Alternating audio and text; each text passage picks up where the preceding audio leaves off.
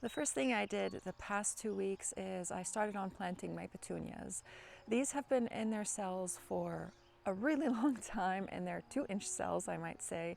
The reason why this has happened is because, one, I ran out of space in my grow room. I also ran out of potting soil. I ran out of pots. I ran out of time. I ran out of everything basically. And these petunias are struggling. They are yellow, they're leggy, and their roots are questionable, but hopefully they will bounce back and we will be able to see beautiful growth and blooms on them this summer. And unfortunately, this has happened to a lot of my plants because of the same reasons. Also, when I was hardening them off, we happened to have a lot of rain, and that also leached tons of the nutrients out of the pots, and this is why they are yellowing as well, because of the water, extreme moisture in their pots. And also I ran out of fertilizer. I ordered some liquid fertilizer, then the order got canceled because of some shipping problems, and now I am still waiting for some more liquid fertilizer to come. And I use organic liquid fertilizer in everything, even the flowering things, because my thoughts on that is this soil is going to end up in my garden anywhere, and I don't want to be putting salts and harmful chemicals into my soil, even if it's in flowering plants, things that we're not going to be eating. So in that bed that you see right here, I also planted some sunflowers and some Gara. Then I moved over to the opposite side where the Spartan junipers are, and I planted some more zinnias in there. I planted, I believe, the giant pink enchantress zinnia. Then I also saw in my seeds that there was another pack that I somehow mixed in there. I think I was trying to buy the same seed packets. I bought a whole bunch of them, and they ran out of that enchantress zinnia, so I ended up buying a different one that looks very similar to it. I think it's a purple enchantress, not pink enchantress. So I'm gonna end up with some of those purples mixed in with the pinks, but I think they will work out beautifully as well, because the color on the packet seems very similar.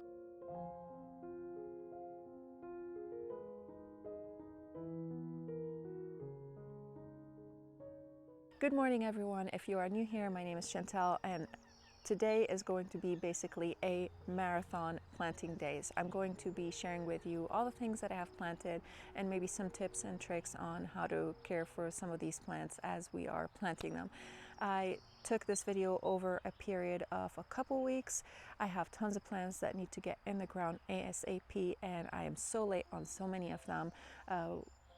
Basically, am I late? Not really, but we kind of jumped in from winter into summer. We had maybe like 3 weeks of spring, and then we ended up with 90-degree weather, and today is the first break of that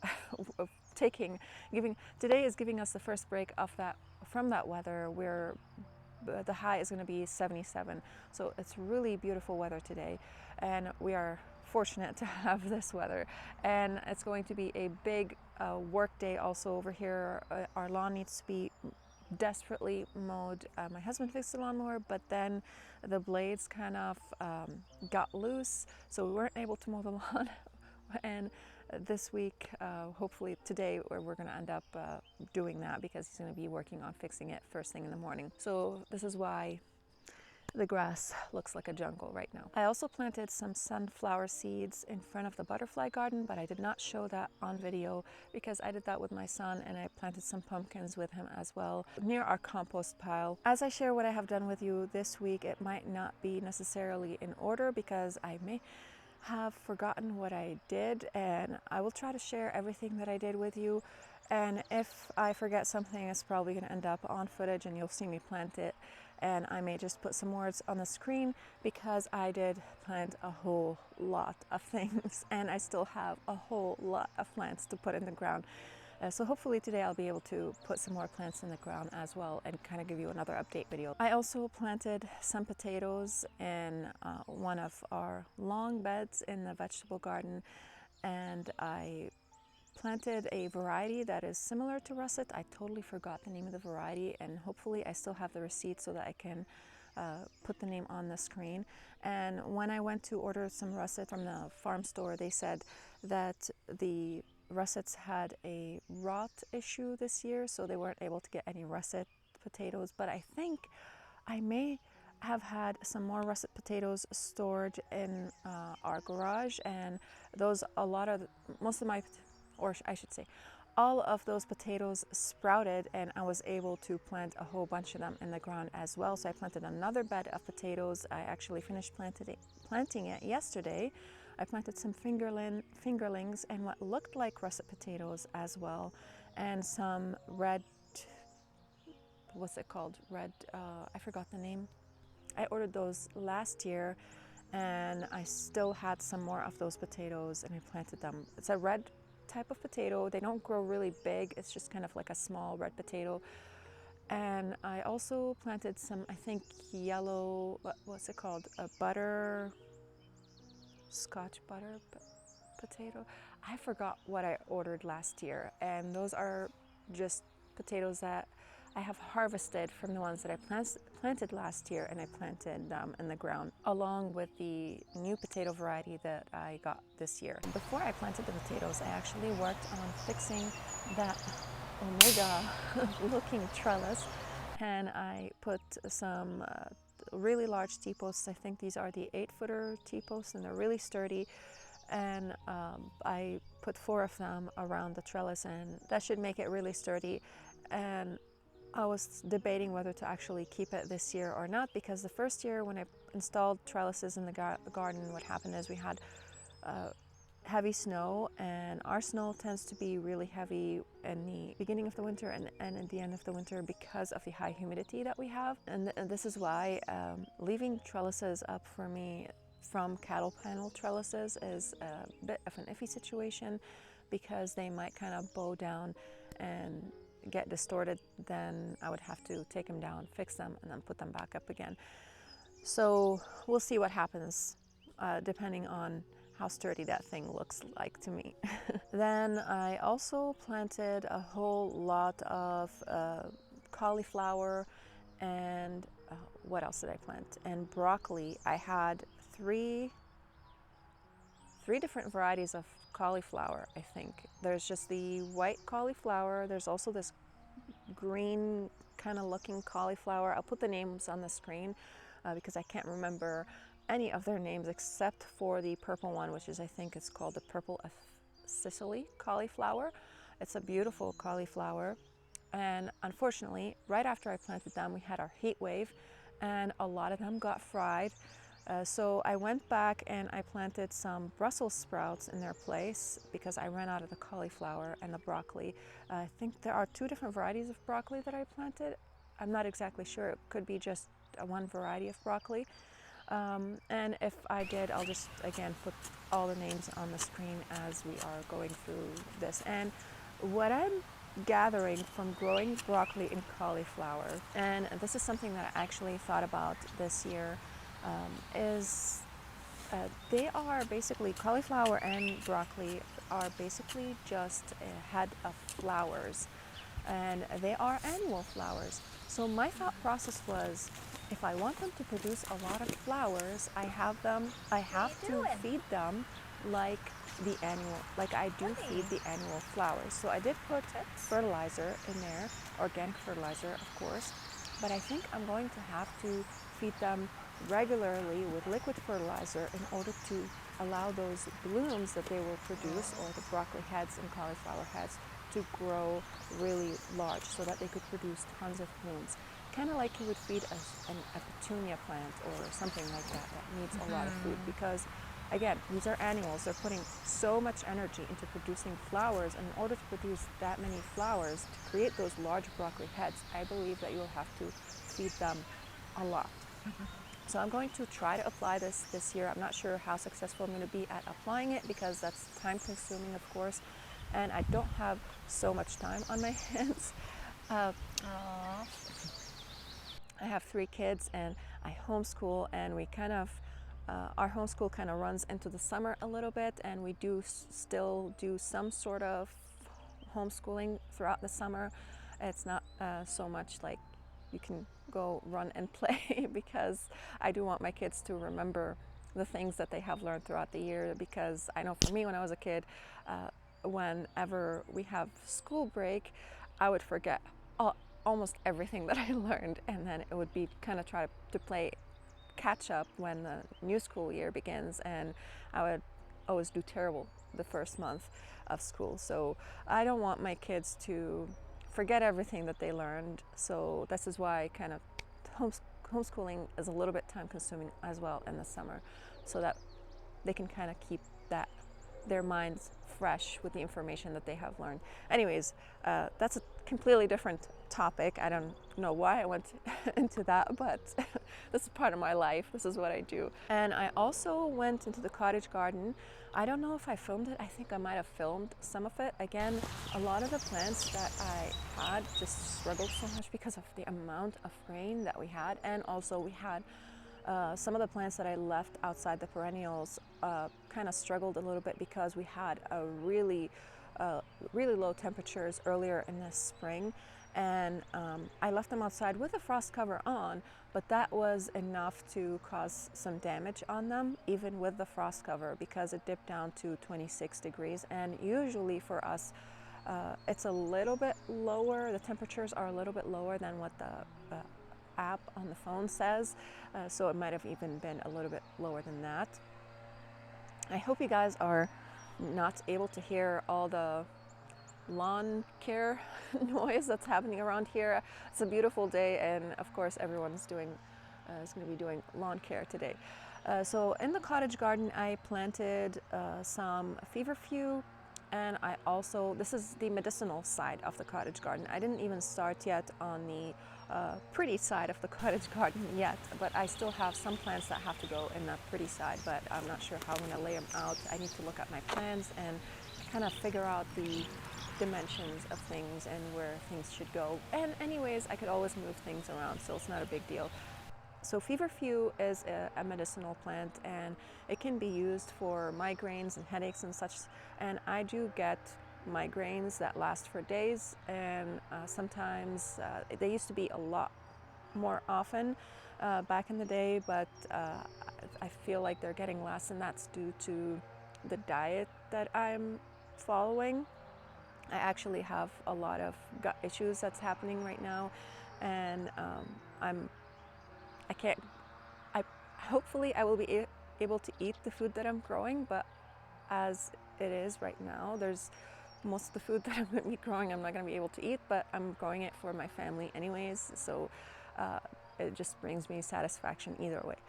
Anyways, so feverfew is supposed to help with headaches and such. It's kind of comparable to like Advil or that kind of a thing. I also planted some Echinacea purpurea in there.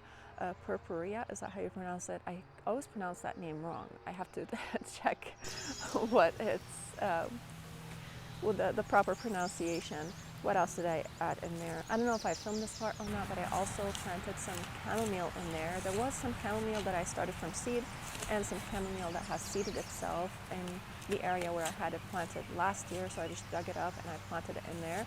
And I actually made a whole lot of chamomile tea last year, and I still have some of it, and it was really good, and I'm excited to grow that again this year. What else did I put in there?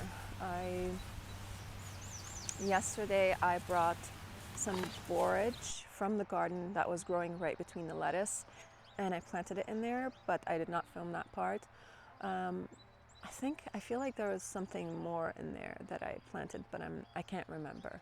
Anyways, so I think in the vegetable garden, while I was planting the cauliflower and the brassicas, I also seeded some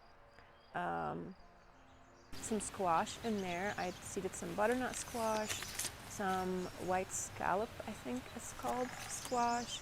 I also did spaghetti squash, and what else did I do? I feel like I'm forgetting something. I'm not sure, but I know I planted more, and you'll probably see it on the screen. because I did show the seeds while I was planting what I planted. And I also planted the watermelon and the loofahs that I had started from seed, but it looks like my watermelons got fried. They were struggling, they weren't growing really in their pots. I should have just kept them inside until I was ready to plant them outside and kind of harden them off for a few days, but that's not what I did. So I'm gonna start some new watermelons from seed and see if we actually get some watermelons this year or not. If not, it's okay, it's not a big deal. It was just for fun anyways. Our season is not really ideal for growing melons, but I just wanted to grow some anyways. I did successfully grow some a few years ago. I think I grew the, I don't remember the name of the variety, but it's a really small kind of watermelon, a sugar baby maybe? I don't remember. But this year I tried some, I'm gonna try some Jubilee and what's it called, Moon and Stars, I think. And I'm gonna reseed those again, direct sow them, and see if we get something out of them. I also planted some honeydew melon, and what else did I do? And then yesterday again, I came back and I planted some cabbage, and I did not film that part. I'm gonna have to plant some more cabbage today, so because they're in their 2-inch cells and they need to get out of their 2-inch cells so badly. I have to just get those things in the ground. I planted some lavender, but I did not show you that because the moisture, the humidity from inside when they were inside kind of made them look all brown and ugly. They were still alive, but they just were suffering. And also when I put them outside, same thing, just rain and extreme humidity, and they looked like they were dead, but they were not. So I planted them. I planted the elegance purple lavender in the front flower bed where the giant rock is, and my Munstead lavender did not germinate as well as the elegance purple lavender or purple elegance lavender. So I have a few, but then I ordered some more of the same plant on Azure Standard, and their price was very good for a 4-inch container, and I'm going to be planting those as well along the vegetable garden side. So it's going to be up against the fence of the cottage garden. I'm going to be planting those. I may show it, I may not, I don't know. And in another video, we'll see what happens then. And what else did I? This coming up week, hopefully we're going to be planting that raised bed in the vegetable garden, the white one. That I'm going to be planting a dark color, so I will be sharing that with you. I have been implementing the same technique that I use in my vegetable beds for feeding that bed, and I also put worms in there. So I put some kitchen scraps and I put worms, and we'll see how actually that is going to affect the plants, and are they going to actually suck nitrogen out of the plants and make them all weak, or is this thing going to work? We'll see. This is the first time for me trying something like that in basically a pot, because that raised bed is raised off the ground, and it's maybe about a foot deep or something like that, a foot to 18 inches. And we're gonna try it out this year and see how it's going to work out. I really want it to work out like the raised beds do, and like the in-ground raised beds. And if it does, that's going to be really good, because then I won't have to constantly replenish the soil or change the soil. And I don't change the soil that often in my pots anyways. I leave it for years until I see that it's like completely dead and there are no nutrients in it at all. Because when you are planting something in pots, you are actually putting a lot of food in there. You're constantly feeding them weekly or bi-weekly, and they don't need, you don't need to replenish the soil every single year.